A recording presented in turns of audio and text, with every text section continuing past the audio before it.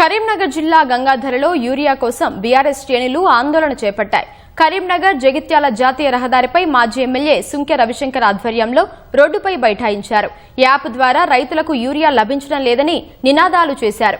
Urea నిల్వలు లేక రైతులు ఇబ్బంది పడుతున్నారని ఆందోళన చేశారు. జాతీయ రహదారిపై వాహనాలు నిలిచిపోవడంతో బీఆర్ఎస్ నాయకులను పోలీసులు అదుపులోకి తీసుకున్నారు.